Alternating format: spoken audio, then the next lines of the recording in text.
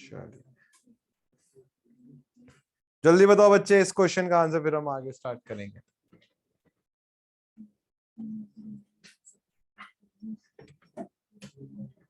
नमी में जलांश बताएं।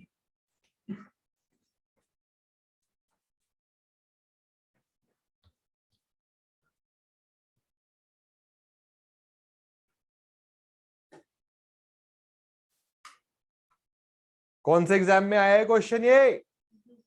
यूपी आईयूएस में। काफी बड़ा नाम है ये तो, मतलब बहुत बढ़िया बेटा, ऑप्शन तक नहीं है वो। जो आंसर, मतलब ऑप्शन तो देखना ही नहीं है तुम लोगों ने, कि ऑप्शन तो ऐसे टाइम पास में दिया है। ऑप्शन तो देख लो एक बारी। गुड, आंसर पता है। Answer is 25%। आ गया? कितने बच्चों का आ गया आंसर ये? वेरी गुड, काफी बच्चों का है। अब बच्चों, हाँ ठीक है, चलो अब इस क्वेश्चन पे वापस, इस टॉपिक पे वापस आते हैं।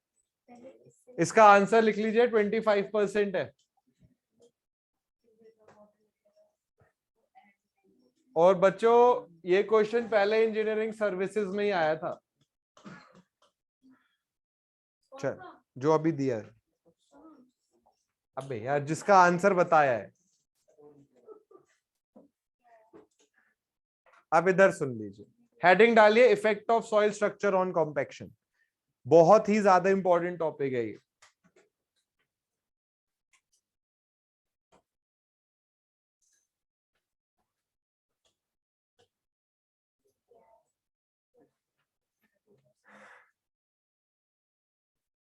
देखो बच्चों,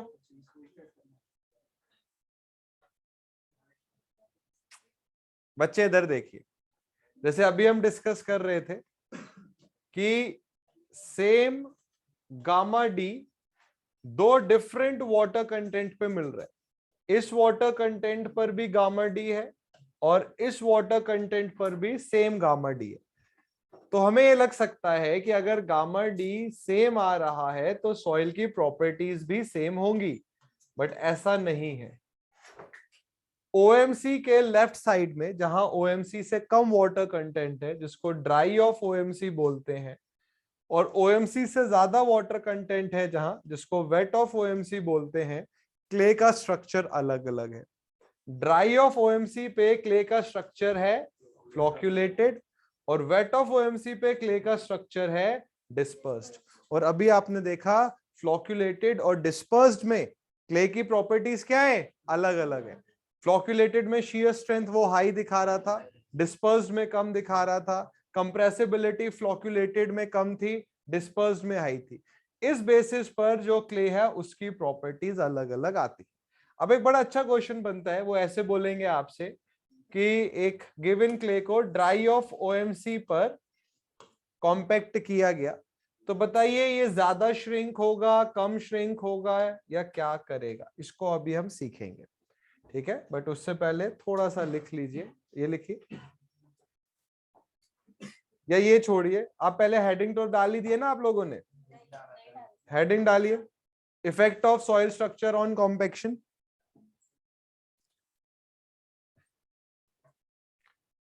अब बच्चों एक ग्राफ बनाइए और ये ऐसे ही लिखिए, ड्राई ऑफ ओएमसी पे स्ट्रक्चर फ्लोक्यूलेटेड है, मतलब रैंडम ओरिएंटेशन होती है पार्टिकल्स की। वेट ऑफ ओएमसी पे डिस्पर्स्ड है, ये मैं ऐसे लिख देता हूं। वेट ऑफ ओएमसी का मतलब होता है वाटर कंटेंट का ओएमसी से ज्यादा होना, और ड्राई ऑफ ओएमसी का मतलब होता है वाटर कंटेंट का ओएमसी से कम होना। तो ड्राई ऑफ ओएमसी पे फ्लोक्यूलेटेड स्ट्रक्चर है, वेट ऑफ ओएमसी पर डिस्पर्स्ड स्ट्रक्चर है। फ्लोक्यूलेटेड हो गया रैंडम ओरिएंटेशन, डिस्पर्स्ड हो गया arrangement, well oriented structure. Water content की वजह से, यस, वाटर कंटेंट क्या करता है, सॉइल में क्ले का चार्ज बदल देता है, और इस वजह से सेम सॉइल है, देखिए सॉइल सेम है, पानी की मात्रा क्या है? अलग अलग है, इस वजह से क्ले का स्ट्रक्चर बदल जाता है। पानी क्ले के लिए बहुत ज्यादा वो है इंपॉर्टेंट। सैंड में पानी का कोई रोल नहीं आता, क्ले में बहुत आता। तो क्ले बिल्कुल सही।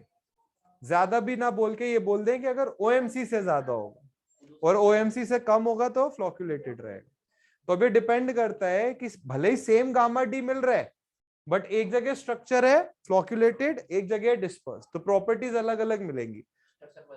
यस, वाटर स्ट्रक्चर बदल देता है, इसीलिए हमने सॉइल स्ट्रक्चर पढ़ा। सोचो अगर सॉइल स्ट्रक्चर टॉपिक नहीं पढ़ा होता तो कैसे समझते हैं इन चीजों को। अब एक बड़ा अच्छा डिस्कशन करते हैं, बहुत अच्छा क्वेश्चन है ये। जैसे मान लीजिए आपने सॉइल को, बच्चे इधर देखिए, अब ये बहुत इंपॉर्टेंट है, वेट ऑफ ओएमसी पर कॉम्पैक्ट किया, मतलब आपने वाटर कंटेंट ओएमसी से ज्यादा रखा। लेट से ओएमसी 15% है तो आपने 18% पर सॉइल को कॉम्पैक्ट करा। अब ये जो सॉइल है इसकी टेंडेंसी क्या है, देखिए कोई भी सॉइल या कोई भी मटेरियल क्या चाहता है, वो मैक्सिमम स्टेबिलिटी चाहता है। मैक्सिमम स्टेबिलिटी सॉइल को कब मिलेगी, जब ड्राई यूनिट वेट मैक्सिमम हो, डेंसनेस सबसे ज्यादा हो। तो सॉइल के अंदर टेंडेंसी होगी कि वो अपना गामा डी मैक्स अचीव कर ले, मैक्सिमम स्टेबिलिटी हो। बच्चे आपने सॉइल को 18% पर कॉम्पैक्ट कर दिया है और सॉइल का ओएमसी क्या है 15%। सॉइल के ओएमसी पर सॉइल को क्या मिलता है, मैक्सिमम ड्राई यूनिट वेट। तो अगर आपने ज्यादा पर सॉइल को कॉम्पैक्ट करा तो सॉइल चाहेगा कि उसका वाटर लूज हो जाए किसी तरीके से और वो ओएमसी को क्या कर ले, अचीव कर ले। तो ऐसा सॉइल जिसको आप वेट ऑफ ओएमसी पे कॉम्पैक्ट करेंगे उसके अंदर वाटर छोड़ने की एबिलिटी होगी, उसके अंदर टेंडेंसी होगी कि वाटर बाहर निकले। वाटर बाहर निकलने का मतलब श्रिंक करने की एबिलिटी होगी। तो अगर आप वेट ऑफ ओएमसी पे एक सॉइल को कॉम्पैक्ट करेंगे तो ऐसा सॉइल श्रिंक करेगा, वॉल्यूम रिलीज करेगा। अगर मान लीजिए अभी भी आपको डाउट है, दूसरे तरीके से समझते हैं, ओएमसी मान लीजिए 15% है और आपने ड्राई ऑफ ओएमसी पे सॉइल को कॉम्पैक्ट करा 12%। बच्चे सॉइल क्या चाहता है, ओएमसी पर आना। क्यों, क्योंकि अगर वो ओएमसी पर आएगा तभी तो गामा डी मैक्स उसका अचीव होगा, और गामा डी मैक्स पर बच्चे सॉइल की डेंसनेस सबसे ज्यादा है। जितना सॉइल डेंस होगा उतना वो स्टेबल रहेगा। तो अब ये सॉइल क्या चाहेगा कि इसमें वाटर ऐड हो, तभी तो ये 12% से 15% पर आएगा। तो ऐसे सॉइल के अंदर क्या टेंडेंसी होगी, स्वेल होने की। तो अगर आप ड्राई ऑफ ओएमसी पर सॉइल को कॉम्पैक्ट करेंगे तो ये सॉइल स्वेल होना चाहेगा, पानी खींचना चाहेगा ताकि ये ओएमसी अटेन कर सके। अगर आपने सॉइल को वेट ऑफ ओएमसी पे कॉम्पैक्ट किया तो सॉइल की टेंडेंसी होगी पानी रिलीज करने की, श्रिंक होने की, ताकि ये ओएमसी पर आ सके। बात समझ आई बच्चों। अब इसी का एक टेबल है, ये टेबल बना लीजिए। तो ड्राई ऑफ ओएमसी पे कॉम्पैक्ट करेंगे, dry of OMC means flocculated structure है, और weight of OMC means dispersed structure है। तो कुछ पॉइंट तो हम पहले ही पढ़ चुके हैं कि कंप्रेसिबिलिटी मोर होती है, स्वेलिंग लेस होगी, श्रिंकेज मोर, यंग्स मॉडुलस लेस होगा। तो अगर कंप्रेसिबिलिटी कम है तो यंग्स मॉडुलस भी कम होगा। यंग्स मॉडुलस कंप्रेशन को रोकने की एबिलिटी होता है। बच्चों कंसेप्ट क्लियर हुआ ये?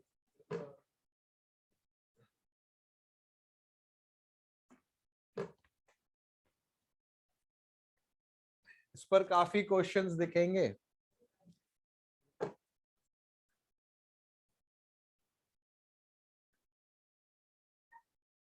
अब हमने हमारा क्ले का कॉम्पैक्शन हो गया, अब हम सैंड का कॉम्पैक्शन पढ़ेंगे।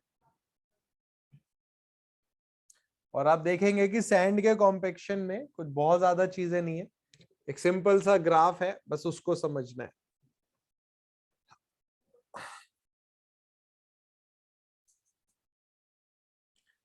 बच्चे कंप्रेसिबिलिटी तो आप ऑलरेडी पढ़ चुके हैं। अगर हम शियर स्ट्रेंथ की बात भी करें, शियर स्ट्रेंथ कब ज्यादा होगी, ड्राई पर या वेट पर? ड्राई पर। भाई वेट पर तो डिस्पर्स्ड है ना स्ट्रक्चर, डिस्पर्स में तो कम आती है, तो ड्राई पर। इसीलिए सॉइल को ड्राई ऑफ ओएमसी पे कॉम्पैक्ट करना चाहिए।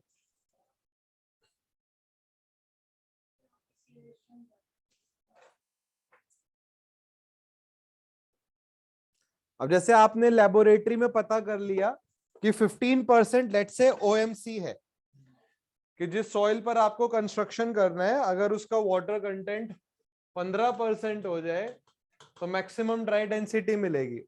अब मान लीजिए जो सॉइल साइट पर है उसकी सिर्फ 12% है वाटर कंटेंट, तो आपको पानी ऐड करना है।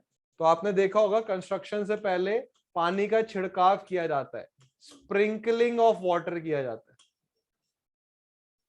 ठीक है। अब मान लीजिए आप बोले कि सर मान लें अगर कि वाटर कंटेंट ओएमसी से ज्यादा है साइट पर, तो आप क्या करेंगे, कंस्ट्रक्शन करके या खुदाई करके कुछ टाइम तक सॉइल को छोड़ देते हैं ताकि इवेपोरेशन होके वाटर उड़ जाए, और कोशिश आप ये करेंगे कि 18% से कम हो जाए वाटर कंटेंट।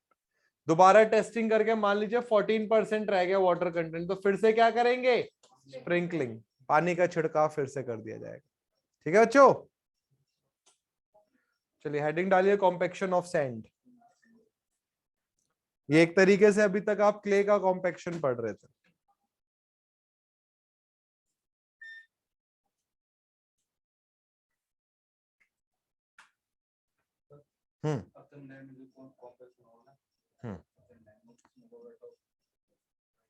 ड्राई में होना चाहिए क्योंकि वेट में वो पहले ही पानी सूखेगा, तो अगर वेट में अगर ओएमसी पर भी वो हुआ तो और पानी उसमें आएगा तो और वेट की तरफ जाएगा, शियर स्ट्रेंथ घटेगी, सॉइल के फेलियर के चांसेस बढ़ जाएंगे। ड्राई की तरफ, इवन प्रैक्टिकली भी हम ड्राई की तरफ ही रखते हैं, ओएमसी से भी थोड़ा कम पे रखते हैं कि मान लीजिए एक्सेसिव रेनफॉल हो, कोई और रीजन की वजह से अगर वाटर कंटेंट बढ़े तो तब भी वो ओएमसी तक ही पहुंचे, वेट पर नहीं जाना चाहिए क्योंकि शियर स्ट्रेंथ काफी कम हो जाती है। भाई साहब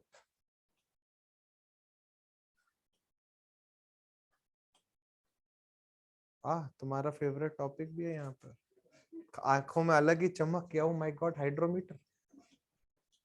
मुझे भी नहीं पता था कि यहाँ पर है छुपा हुआ है, अच्छा वो यहाँ पे मिल गया, ढूंढता रहता मैं भी इसे। बच्चे कॉम्पेक्शन ऑफ सैंड का पहले ग्राफ में बना देता हूं आपके लिए, वहां पर वो नीचे आ रहा है, अच्छे से दिख नहीं रहा होगा।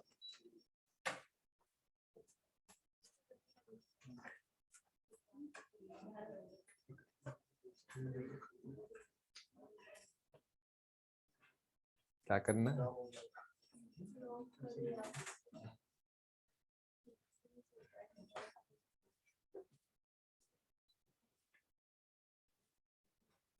अच्छा बच्चे सब ध्यान दीजिए, कर्व बनाया ये, इस पॉइंट को ए नाम दिया है, ये पॉइंट बी, ये सी, ये पॉइंट है डी।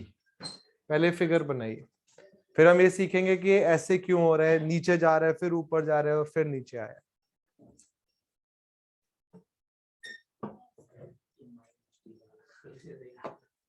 नहीं नहीं, माइल्ड स्टील कहाँ, वो सी से डी तक लग सकता है, माइल्ड स्टील का।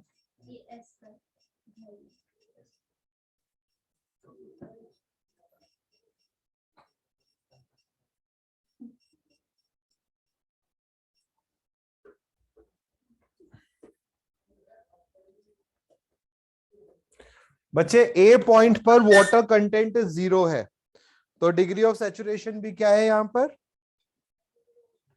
0 होगी। हाँ, तो कॉन्फिडेंस से क्यों नहीं बोलते, अभी भी ऐसे ऐसे ढीले हो रखे हो।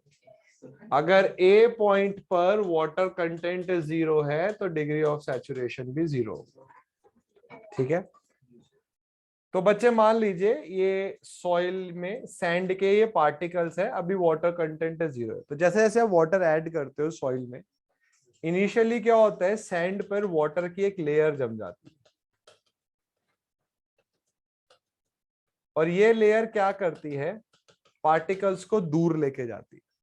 तो देखिए जैसे मान लीजिए सैंड के पार्टिकल हैं और अभी 0 वाटर कंटेंट है, तो अब आपने जब पानी ऐड करा तो जो पार्टिकल है, जो वाटर है, वो सैंड के ऊपर लेयर बना देते हैं और ये पार्टिकल्स क्या हो जाते हैं, दूर हो जाते हैं। तो नंबर ऑफ पार्टिकल्स तो सेम है, वेट ऑफ सॉलिड सेम है, बट वॉल्यूम क्या हो जाता है, बढ़ जाती है, और इस वजह से गामा डी क्या हो जाएगा, कम हो जाएगा। तो बच्चे वाटर ऐड करने से जब सॉइल की जो ये वॉल्यूम बढ़ती है सैंड की, इसको बोलते हैं बल्किंग ऑफ सैंड। ये बात समझ आ रही है? भाई हाँ ना बोल दो।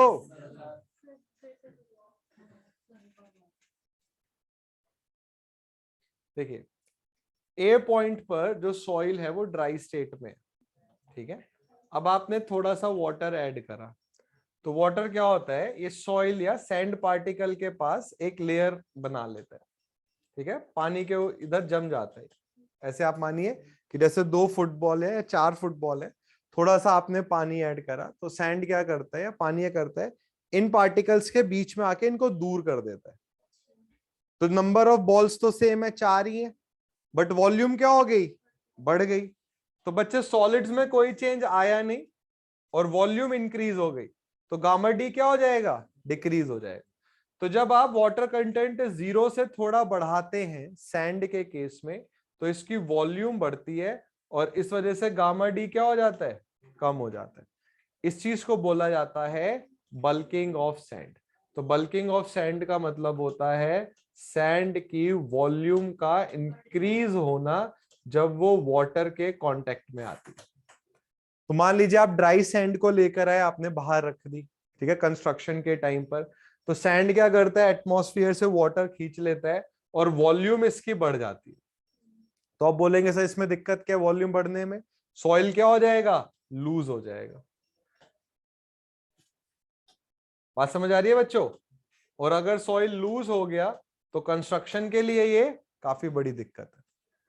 इसीलिए अब जैसे मान लीजिए मैंने अभी आपको बताया कि हम कंक्रीट में क्या करते हैं, हम जब कंक्रीट में कंस्ट्रक्शन करते हैं, बैचिंग करते हैं, तो हम बाई वेट करते हैं, क्योंकि सैंड का वेट क्या रहेगा, सेम।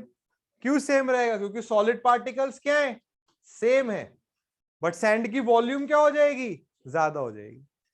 तो volume of the sand very कर जाती है जब आप उसको छोड़ देंगे, बट सैंड का वेट क्या रहता है, सेम रहता है। इसीलिए जो बैचिंग की जाती है वो बाई वेट की जाती है, बाई वेट वो बेहतर मानी जाती है। बात समझ आई बच्चों?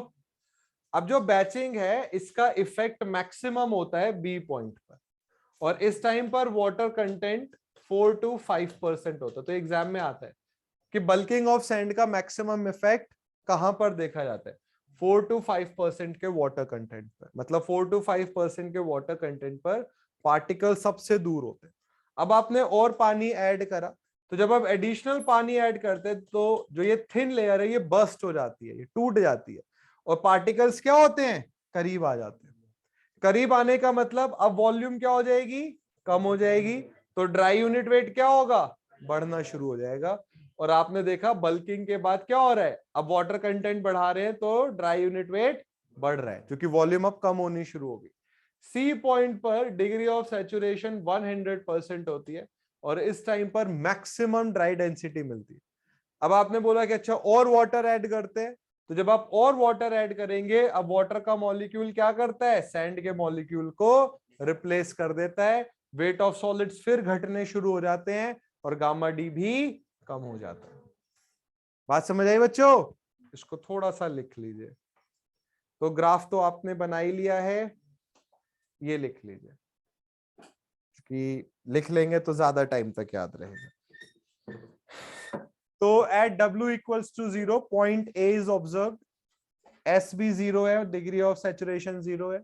When W is increased, a thin film layer of water surrounds the grain, which makes the particles go away, which decreases the density.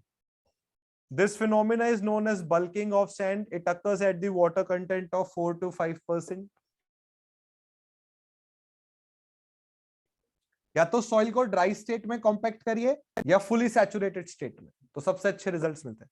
When W is further increased, the thin layer is broken down, due to which particles come closer and dry density increases. उसके बाद एक point और है,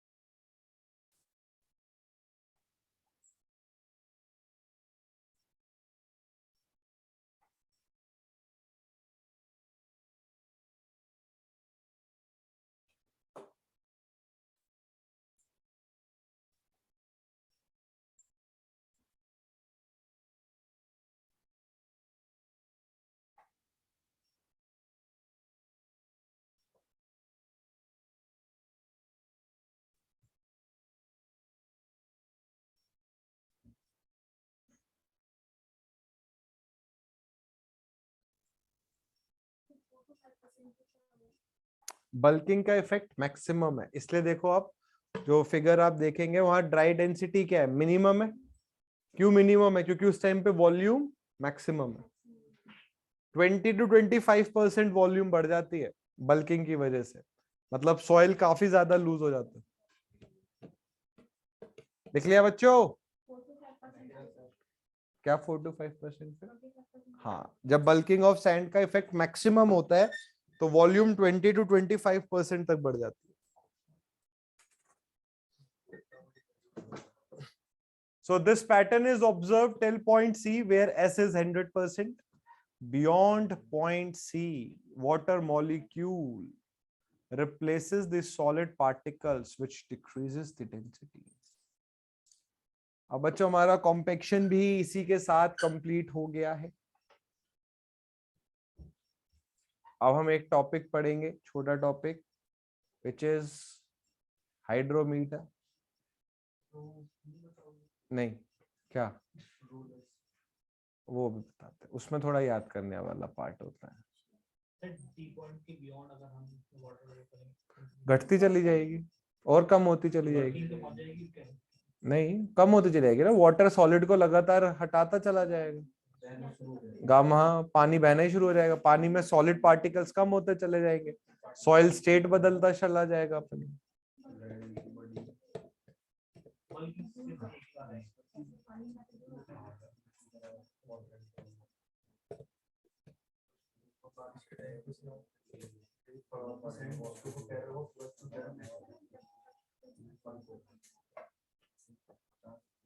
good, practical knowledge है तो मैं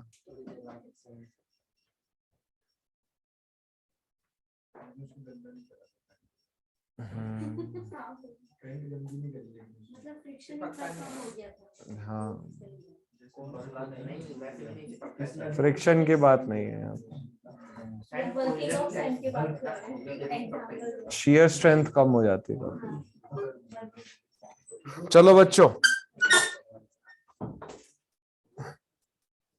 heading डालिए hydrometer.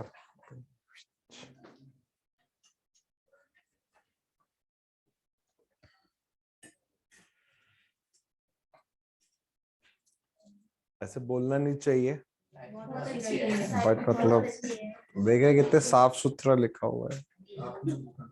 और कौन लिखेगा? और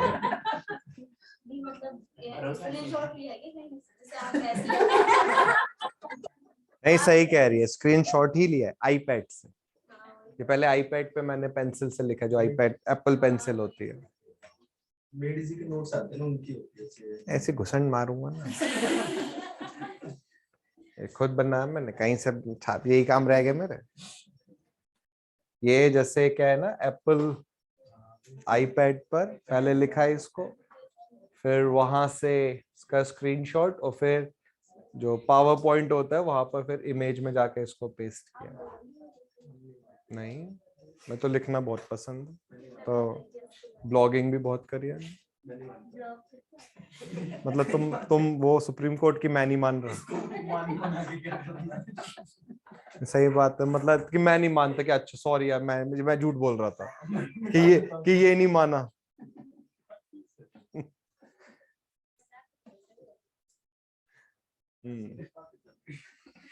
देखो बच्चों, सबसे पहले अच्छा इधर आ जाओ। आपने सेडिमेंटेशन, हम कल ग्रेन साइज डिस्ट्रीब्यूशन पढ़ रहे थे, तो उसमें हमने सीव एनालिसिस के बारे में पढ़ा था। बट हमने पढ़ा था कि सबसे स्मॉलेस्ट सीव 75 माइक्रोन की होती है। तो फाइन ग्रेन सॉइल्स क्या होते हैं, इससे भी पास कर जाते हैं। तो फाइन ग्रेन सॉइल्स का एनालिसिस के लिए हम स्टोक्स लॉ का यूज करते हैं, या आप इसको ऐसे समझ सकते हैं कि हम सेडिमेंटेशन का यूज करते हैं, और सेडिमेंटेशन को समझने के लिए हम हाइड्रोमीटर का यूज करते हैं। कोई बच्चा बता सकता है कि हाइड्रोमीटर एक पर्टिकुलर चीज मेजर करता है, वो क्या मेजर करता है?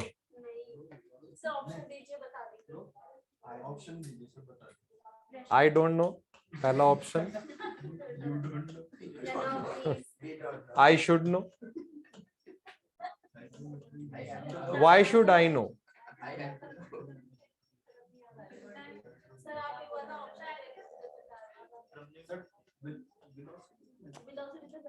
5, none of these.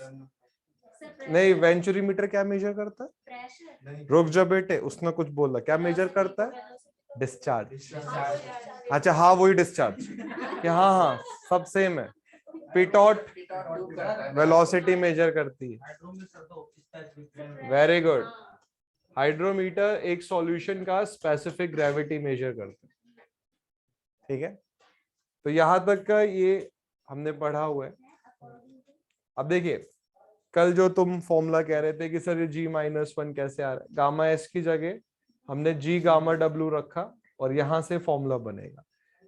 तो थोड़ा ऑर्डर बदलेंगे इसमें लिखने का। लिखो, हेडिंग डालो, हाइड्रोमीटर हेडिंग डालो। लिखिए, यही लिखिए, थोड़ा थोड़ा इसमें लिखना पड़ेगा आपको भी।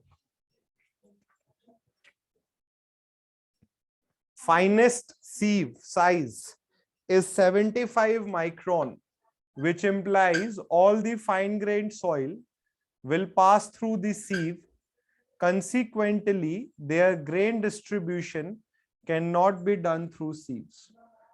तो फाइन ग्रेन सॉइल्स का आप ग्रेन डिस्ट्रीब्यूशन सीव्स के थ्रू नहीं कर सकते हैं, इसके लिए हाइड्रोमीटर का यूज किया जाता है।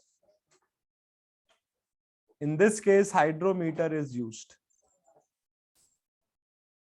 बच्चों, हाइड्रोमीटर देखा है आपने?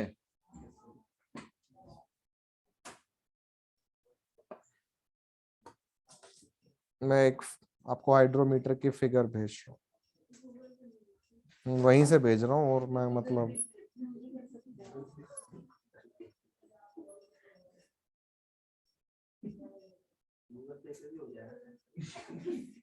गूगल पे से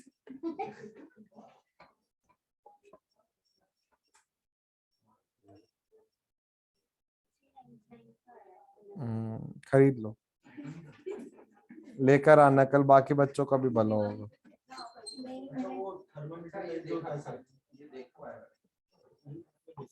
क्लास भेज देना वो।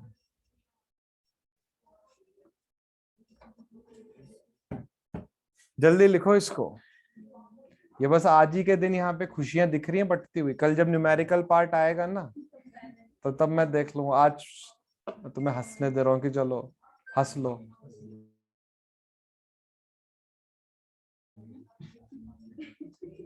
हंस रहे हो तुम दीपक? आगे आ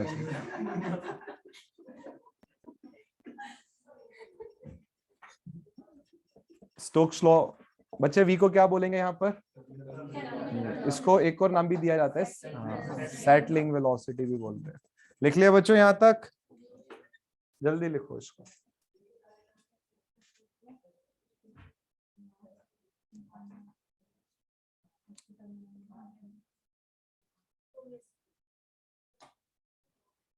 अब देखिए, सीजीएस में जैसे अभी आपने V का फॉर्मूला लिखा, gamma S minus gamma W upon 18 ईटा डी स्क्वायर। तो गामा डब्ल्यू की वैल्यू 1 होगी सीजीएस में, जी हो जाएगा gamma S by gamma W. ठीक है, गामा डब्ल्यू की वैल्यू 1 है तो गामा एस किसके इक्वल हो गया? जी के। तो यहां आ गया G-1 18 ईटा डी स्क्वायर। अब आपने देखे क्या करा, इस डी को आपने बदल दिया, यहां पर आपने 100 से डिवाइड करा और डी की वैल्यू फिर एमएम में रखी गई है। ठीक है, ये सीजीएस में है ना, मतलब डी किस में है? सेंटीमीटर में। तो आपने इसमें भाई डी का स्क्वायर है तो 1 सेंटीमीटर में 10 mm है, स्क्वायर में कितने हो जाएंगे? 100। ये लिखो फॉर्मूला। इसमें मेन हमने पढ़ना है जो हाइड्रोमीटर के करेक्शन होते हैं और एक परसेंट फाइनर का फॉर्मूला है, वो पढ़ना है हमने।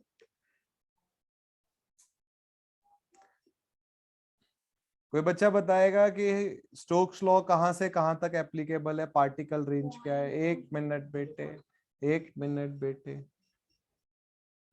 बताओ राहुल।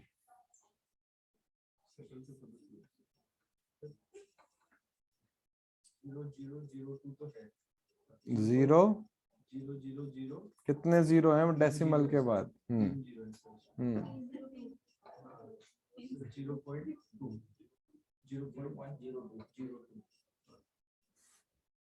यूनिट क्या है? माइक्रोन है, किलोमीटर है, क्या है? रुक जाओ बेटा। हाँ, तो क्या रेंज है? फाइनल आंसर क्या है? 0.02 से 0.0002। गलत है। 0.2 mm। 0.2 से लेकर पॉइंट के बाद 302 mm तक।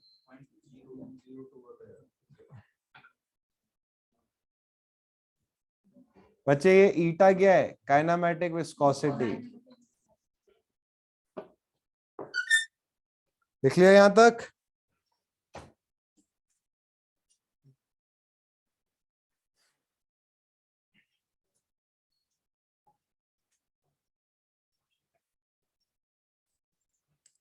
अब कई बार क्या होता है, फॉर्मूला बेस्ड क्वेश्चन आ जाएगा। ये जो जी है ये स्पेसिफिक ग्रेविटी है मटेरियल की।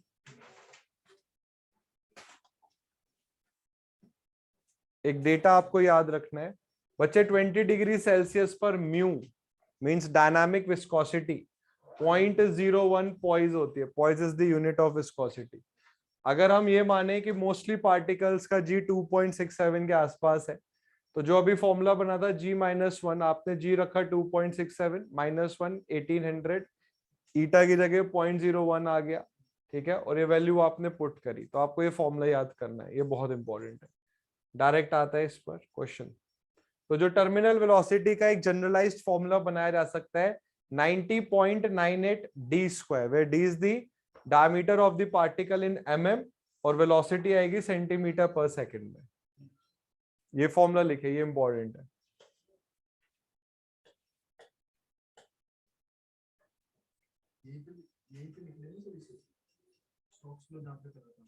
मर्जी है, हाइड्रोमीटर नया टॉपिक लिखो यार, क्योंकि थोड़ा बहुत लिखना है इसमें।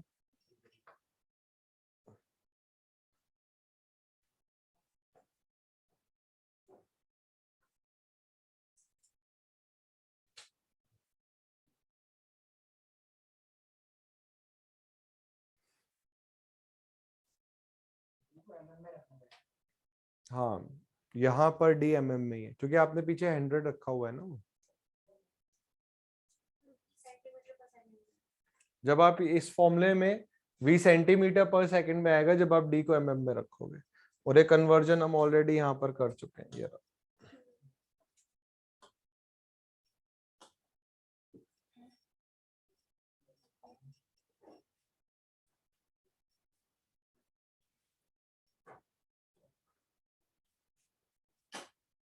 अभी ये मत लिखो, h/t मत लिखो।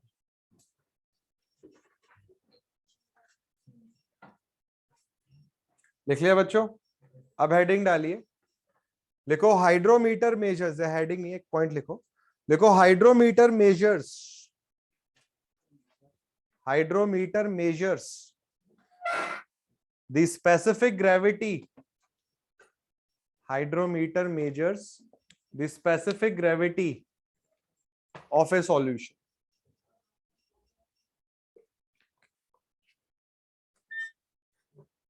Hydrometer measures the specific gravity of a solution.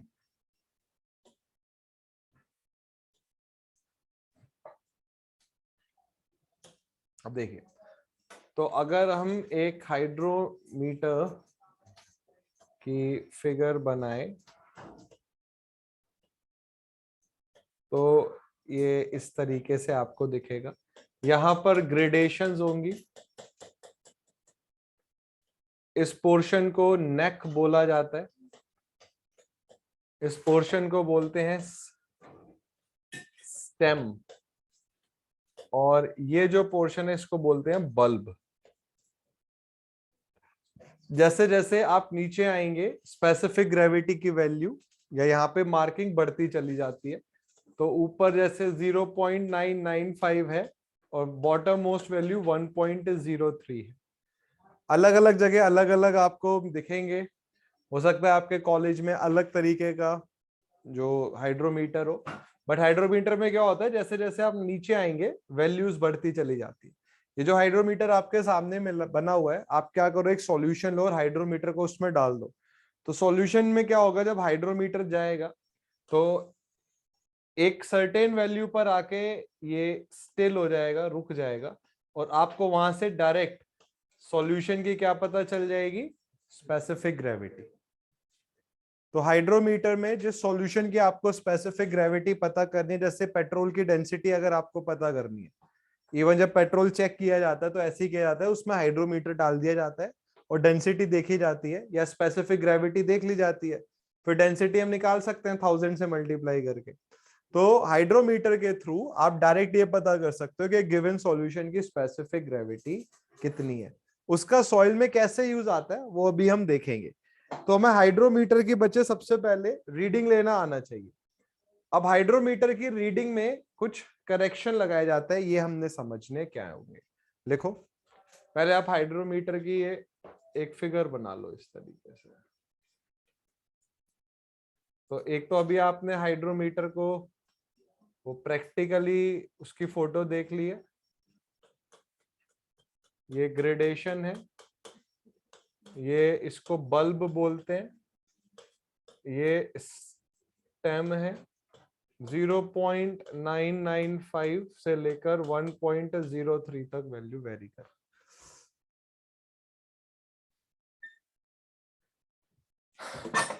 RH का मतलब होता है जो हाइड्रोमीटर पर वैल्यू ली गई। आपने सॉल्यूशन में हाइड्रोमीटर को दबाया तो जहां पर सॉल्यूशन हाइड्रोमीटर की रीडिंग को कट कर रहा है वहां पर आप बोल देते हो कि ये हाइड्रोमीटर की रीडिंग आ गई, बट इसमें एरर आता है।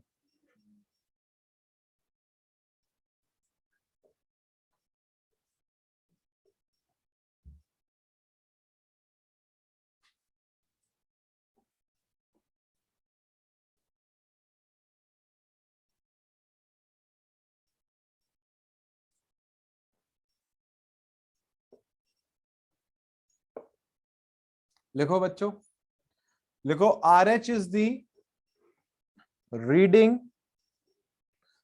RH is the reading of the hydrometer. RH is the reading of the hydrometer when immersed in a solution. When immersed in a solution. Full stop. लिखो 3 errors may occur in the reading. 3 type के errors आते हैं, error पे question आते हैं mainly. 3 types of error may occur in the reading.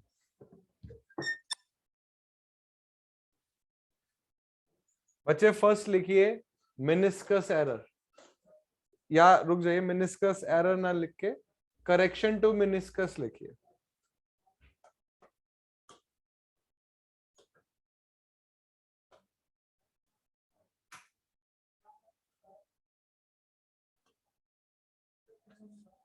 First लिखिए correction to meniscus. बच्चे meniscus आपने पिपेट में भी पढ़ा होगा जब आप केमिस्ट्री पढ़ते हैं, इसको CM से रिप्रेजेंट करेंगे। तो जब आप हाइड्रोमीटर को एक सॉल्यूशन में डालते हैं बच्चे, तो रीडिंग मेनिस्कस की वजह से गलत आती है। अब देखो इधर, जब आपने सॉल्यूशन में डाला हाइड्रोमीटर को,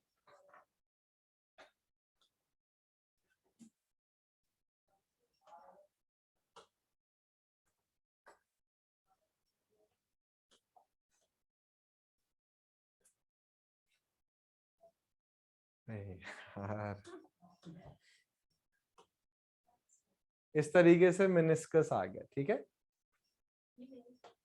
मेनिस्कस का मतलब पता है बच्चे क्या होता है? पिपेट, पिपेट पता है क्या होता है? केमिस्ट्री में पढ़ते थे ना, पिपेट से सॉल्यूशन बनाते हैं, तो उसमें पढ़ते नहीं थे कि पिपेट में मेनिस्कस बनता है, इस वजह से रीडिंग कोई और लेनी चाहिए, ले कोई। यस, उसी को मेनिस्कस बोलते हैं। नहीं, सही कह रहे हो, उसी को मेनिस्कस कहते हैं। तो क्या होता है जब आप हाइड्रोमीटर को डिसॉल्व करते हो किसी सॉल्यूशन में, तो मिनिस्कस फॉर्मेशन की वजह से आप एक्चुअल रीडिंग नहीं ले पाते, जो रीडिंग आपको लेनी चाहिए वो रीडिंग नहीं आती है। तो जैसे अभी हमने पढ़ा कि जैसे जैसे आप डाउनवर्ड्स आएंगे, रीडिंग हाइड्रोमीटर में क्या होती है, बढ़ती चली जाती है। तो अब आपने हाइड्रोमीटर को वाटर में सबमर्ज करा, ठीक है, हमें रीडिंग मिल रही है दिस वन, मिनिस्कस की वजह से ये रीडिंग मिल रही है हमको, ठीक है, मिनिस्कस बना। बट हमें चाहिए थी रीडिंग जो एक्चुअल है नीचे। इसको चलिए दूसरी जगह समझते हैं। इधर देखिए, अगर हम हाइड्रोमीटर, सिर्फ हाइड्रोमीटर की फिगर बना रहे हैं, ये ग्रेडिंग्स हैं, जैसे जैसे आप नीचे आ रहे हैं वैल्यू बढ़ रही है। तो जैसे मान लीजिए यहाँ 0.995 है और ये वैल्यू 1.03, ठीक है। वाटर बिल्कुल स्ट्रेट जाना चाहिए था, ठीक है, बट क्या होता है जा नहीं पाते, जो कि वाटर एडहेसिव है, मिनिस्कस बनता है एडहेशन की वजह से। तो यहां पर मिनिस्कस फॉर्म हो जाता है इस तरीके से। तो एक्चुअल रीडिंग आनी चाहिए थी ये वाली, दिस वन, बट रीडिंग इससे ऊपर वाली हम गलती से ले लेते हैं मिनिस्कस बनने की वजह से। ऊपर वैल्यू क्या मिलेगी, थोड़ी कम मिलती है भाई, जैसे जैसे आप ग्रेडिंग में नीचे आएंगे वैल्यू बढ़ती है। तो लेनी चाहिए थी आपको वैल्यू 1.03, आपने वैल्यू क्या ले ली गलती से, 1.02। तो ये आपने वैल्यू एरर वाली है और ये एक्चुअल वैल्यू, तो एक्चुअल वैल्यू क्या है, ज्यादा है। तो हम ये बोलते हैं कि जो वैल्यू आपको मिली इसमें जब आप कुछ ऐड करेंगे तब आपको मिनिस्कस या एक्चुअल वैल्यू मिलेगी। तो हम ये बोलते हैं कि जो मिनिस्कस करेक्शन होता है ये हमेशा एडिटिव होता है, ये हमेशा ऐड होता है। बात समझ तो आई नहीं होगी, क्या बात करो, चेहरे तो तुम फिर से देख लो एक बारी। ये हाइड्रोमीटर है, ये बात याद रखिए, जैसे जैसे आप नीचे आएंगे हाइड्रोमीटर में वैल्यूज बढ़ेंगी।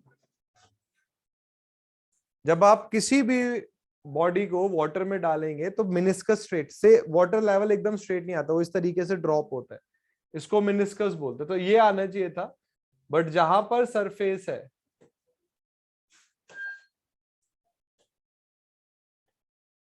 ये बढ़ जाएगा इस तरीके से, मिनिस्कस इसी को बोलते हैं। और ये बढ़ने का भी रीजन सरफेस टेंशन होता है, ये फ्लूइड मैकेनिक्स में पढ़ते भी हम।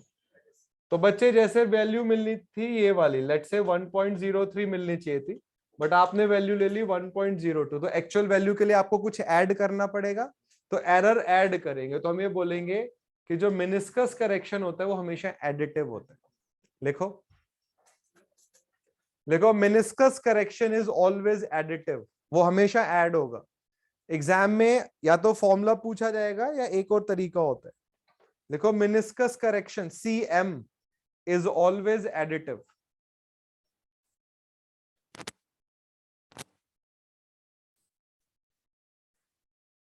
CM meniscus correction is always additive, हमेशा ऐड होता है। अब सेकंड करेक्शन आता है, लिखो करेक्शन टू टेम्परेचर CT। ये पॉजिटिव भी हो सकता है, मतलब ऐड भी हो सकता है और सब्ट्रैक्ट भी। करेक्शन टू टेम्परेचर बच्चे 27 डिग्री सेल्सियस स्टैंडर्ड टेम्परेचर होता है हाइड्रोमीटर के लिए। अगर आप कम टेम्परेचर बढ़ा दें या घटा दें तो क्या होगा बच्चे, अगर आप एक लिक्विड का टेम्परेचर बढ़ाएं तो उसकी विस्कोसिटी घटती है, और अगर आप एक गैस का टेम्परेचर बढ़ाएंगे तो विस्कोसिटी बढ़ जाती है।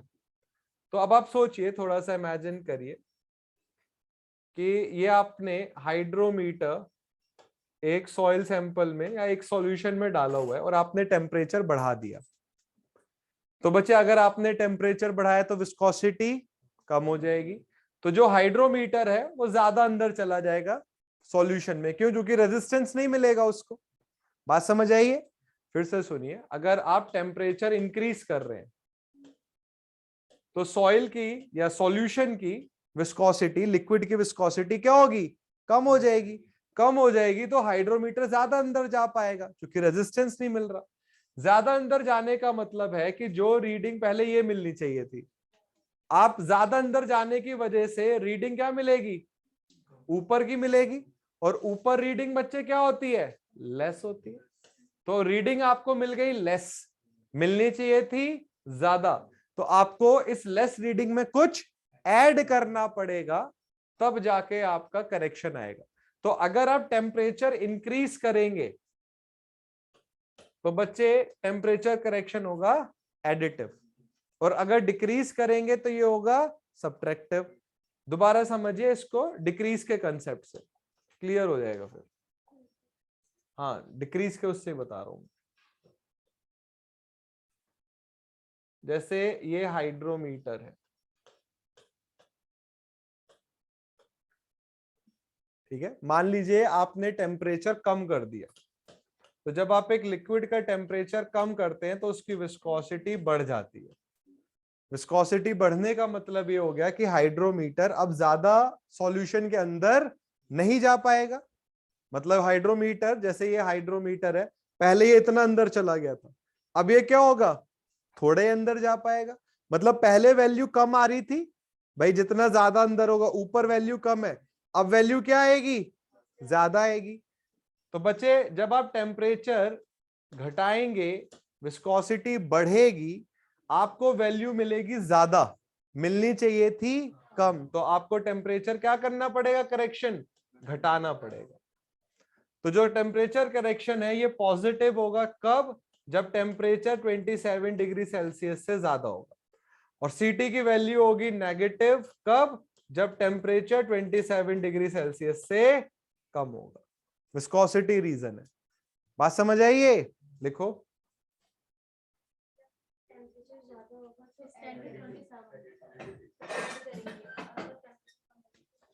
रीजन भी समझिए ना क्या है, लिखिए, लिखो, if temperature is more than 27 degree Celsius, if temperature is more than 27 degree Celsius, then CT is additive, add होगा,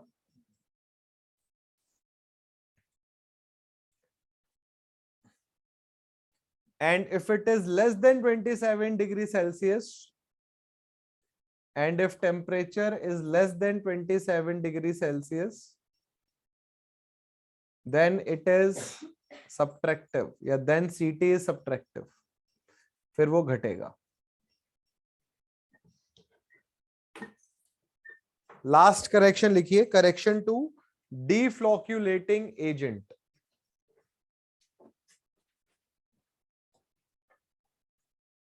correction to deflocculating agent, CD।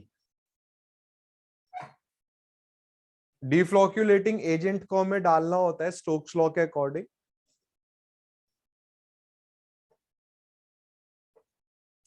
DEFLOCULLATING, deflocculating agent. बच्चे अगर आप सॉल्यूशन में डिफ्लोक्यूलेटिंग एजेंट सोडियम ऑक्सलेट या sodium hexametaphosphate डालते हैं तो viscosity बढ़ जाती है। विस्कोसिटी बढ़ जाने वाला कंसेप्ट वैसे है जैसे टेम्परेचर घट जाता है, तो जो CD है वो हमेशा क्या होता है, सब्ट्रैक्टिव। तो जब आप करेक्टेड वैल्यू निकालते हैं, इसका डायरेक्ट फॉर्मूला आता है। तो बच्चे जो करेक्टेड वैल्यू है RC की, हाइड्रोमीटर की जो करेक्टेड वैल्यू, ये एक्चुअल वैल्यू। मिनिस्कस करेक्शन क्या होगा, एडिटिव। टेम्परेचर करेक्शन एडिटिव और सब्ट्रैक्टिव दोनों हो सकता है, डिपेंड करता है टेम्परेचर बढ़ाया या घटाया गया है। और डिफ्लोक्यूलेटिंग एजेंट का करेक्शन हमेशा नेगेटिव है। तो बच्चे ये लिखिए, ये जो यहाँ पे सामने लिखा हुआ है कि corrected value of hydrometer is this. ये डायरेक्ट आना है, इससे ज्यादा आपके एग्जाम में आता भी नहीं है, इतना लिखिए, थोड़ा सा और पढ़ना है। CD is correction to deflocculating agent, जो हमेशा सब्ट्रैक्टिव है। CM हमेशा एडिटिव है। CT टेम्परेचर पे डिपेंड करेगा, बढ़ाया है तो एडिटिव, घटाया है तो सब्ट्रैक्टिव।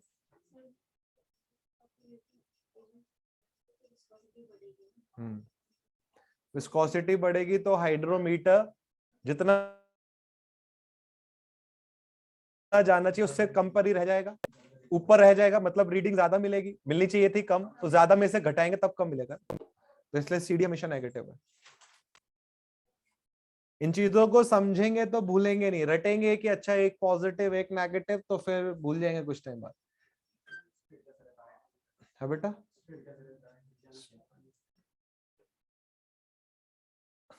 इसमें जो बॉटम पे मरकरी रहता है वो इसको स्टेबल रखता है, फ्लोट नहीं होता ये। बल्ब जो होता है ना, इसका बल्ब, हाइड्रोमीटर की फिगर देखी थी ना, जो बल्ब बताया मैंने, वो इसको स्टेबल रखता है। ये एकदम सिंगल बॉडी नहीं है ना कि ऐसे छोड़ा और अंदर चली गई। अब जैसे कितनी बॉडीज है जो फ्लोट करती है वाटर पे, हर कोई थोड़ी अंदर चलाता है, तो फ्लोट करती है ना। ये डेंसिटी ऑफ द मटेरियल की बात है, मटेरियल की डेंसिटी जिसका ये बना है ना वो कम है, फ्लोट करता है वो।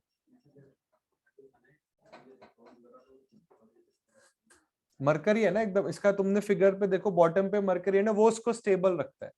मैं समझ गया, तुम ऐसे कह रहे हो ना कि सर ये ऐसे क्यों नहीं हो जाता है, जो अंदर एकदम बॉटम पे मरकरी है ना उसका वेट इसको स्टेबल रखता है, वर्टिकल रखता है। अभी आप फिगर जो व्हाट्सएप पे भेजिए उसमें देखेंगे। तो बच्चे देखिए, हाइड्रोमीटर पे जो मेन क्वेश्चन है वो तो स्टोक्स लॉ पर है या इस पर, ठीक है। अब जैसे यहाँ पर ये इफेक्टिव डेप्थ का एक फॉर्मूला दे रखा है आपको, बट इस पर PSC में आपको बहुत कम क्वेश्चन दिखेंगे, बट आप इसको लिख लीजिए। इफेक्टिव डेप्थ क्या होती है ये मैं बता देता हूं आपको।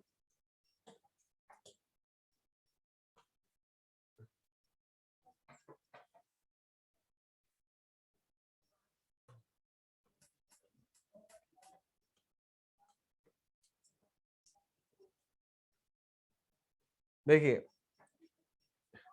ये बल्ब की जो हाइट है ये स्मॉल h है, वाटर सरफेस से लेकर नेक तक की हाइट H1 है, इफेक्टिव हाइट है वाटर सरफेस से लेकर बल्ब के सेंटर तक की height. VH volume of the bulb है, ये बेटा याद करना पड़ेगा, इसका और कोई इलाज नहीं है। और AJ है एरिया ऑफ द जार जिसमें हाइड्रोमीटर को डुबाया गया है।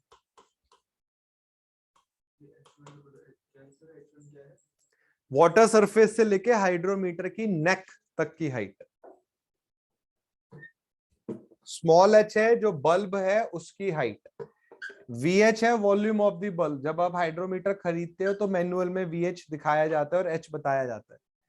AJ है एरिया ऑफ द जार, जिस जार में आपने हाइड्रोमीटर को इमर्स किया है।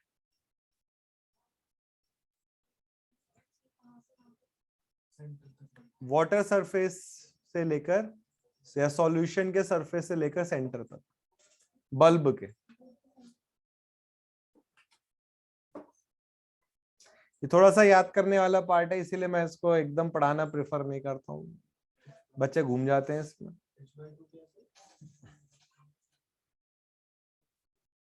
ये बच्चे वैसे एक डेरिवेशन है कि जब आप सॉल्यूशन में हाइड्रोमीटर डालते हैं तो वाटर लेवल राइज करता है, ठीक है, तो वो थोड़ा कॉम्प्लिकेटेड है, फॉर्मूला लिख लो। वैसे फॉर्मूला भी इफेक्टिव हाइट का बहुत रेयर पूछा जाता है, बट इन केस पूछा जाए तो पता होना चाहिए। वो उसी से आया है, फॉर्मूला डिराइव करके आया है। VH2AJ में से VHAJ घटाया तो माइनस VH2AJ आ गया।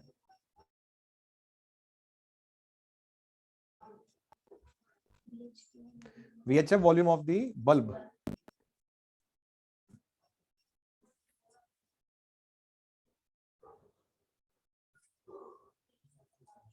है एक आध स्लाइड ही और होगी बस। हाँ नहीं, वो तो बेटा सर से ऊपर से तो बहुत देर से जा रहा है, बस बोला अभी है। हाँ बस एक फॉर्मूला लिखो, ऐसे तो डेरिवेशन भी है पूरा, बट इसमें तो कोई मरमर आ गया तो कौन रिस्पॉन्सिबल होगा। अगर वैसे क्या होता है PSC में ये नहीं पूछा जाएगा, अगर ये गेट का होता तो मैं इसको पूरा डेरिवेशन भी कराता इसका, बट आपसे पूछा नहीं जाएगा, डोंट वरी। ये परसेंट फाइनर का फॉर्मूला लिखो।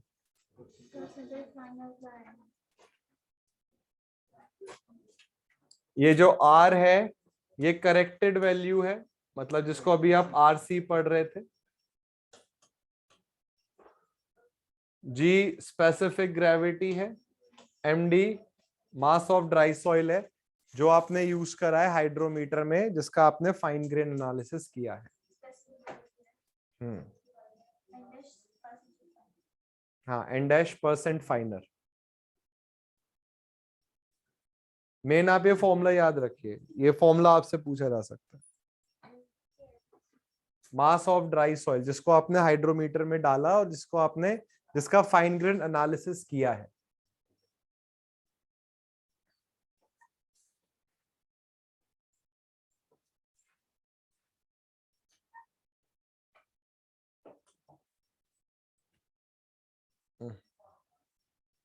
वैसे एक क्वेश्चन है ये, तो 3-4 ही क्वेश्चन है। ये फॉर्मूला लिख लिया बच्चों? चलो ये 2-3 क्वेश्चन है। अगर कॉम्पैक्शन एफर्ट बढ़ाएं तो ऑप्टिमम मॉइस्चर कंटेंट पर क्या फर्क पड़ेगा?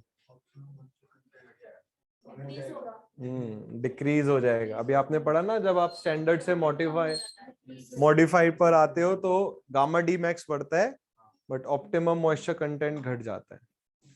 ये तो क्वेश्चन किया ही अभी हमने, ये वाला क्वेश्चन भी किया ही है, ये वाला करो। चलो बच्चों, कल हम परमेबिलिटी अब स्टार्ट करेंगे, बहुत इंपॉर्टेंट टॉपिक है, और इफेक्टिव स्ट्रेस। चलो जाइए।